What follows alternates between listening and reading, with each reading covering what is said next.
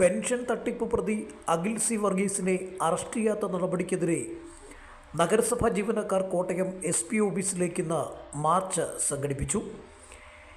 Kerala local self government staff അസോസിയേഷൻ്റെ നേതൃത്വത്തിൽ സംഘടിപ്പിച്ച സമരം തിരുവഞ്ചൂർ രാധാകൃഷ്ണൻ MLA ഉദ്ഘാടനം ചെയ്തു.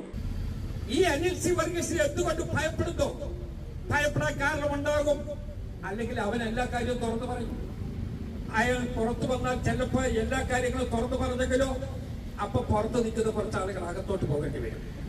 അപ്പൊ അത് ഒഴിവാക്കാൻ വേണ്ടി അഖിൽ സി വർഗീസിനെ കള്ളരും പോലീസും കളിക്കാൻ വേണ്ടി വിട്ടുകൊടുത്തിരിക്കുകയാണ്. അയാൾ കിളിക്കളത്തിൽ നിൽക്കുന്ന പോലെയാണ്. ഒരു തട്ടി ചാടും, പിന്നെ മറ്റൊരു തട്ടിലൊത്ത് ചാടും. ഇങ്ങനെ കിളി കളിക്കുന്നത് പോലെ പോലീസിന്റെ മുമ്പിൽ പെട്ടില്ല എന്ന മട്ടിൽ ഇങ്ങനെ തട്ടിക്കളിച്ചുകൊണ്ട് നിൽക്കുകയല്ലേ. ഞാൻ ചോദിക്കുന്നത്, കോട്ടയത്തെ ജനങ്ങൾ പൊട്ടന്മാരാണോ? കോട്ടയത്തെ ഇത് കണ്ടുകൊണ്ടിരിക്കുന്ന ആളുകൾ പൊട്ടന്മാരാണോ? അവർക്ക് ഈ കാര്യങ്ങൾ കൃത്യമായി അറിയില്ലേ?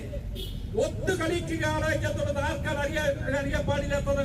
ഞാൻ പറയുന്നു, ഭരണകൂടത്തിന്റെ ഉത്തരവാദികളായിട്ടുള്ള ചില ആളുകളും അനിൽ വർഗീസും കൂടി ചേർന്ന് ഒത്തു കളിച്ചാണ് ഈ സമ്പത്ത് മുഴുവൻ മോഷ്ടിച്ചുകൊണ്ട് പോകുന്നത് എന്നുള്ളത് ഈ സമൂഹം കണ്ടുകൊണ്ടിരിക്കുകയാണ്.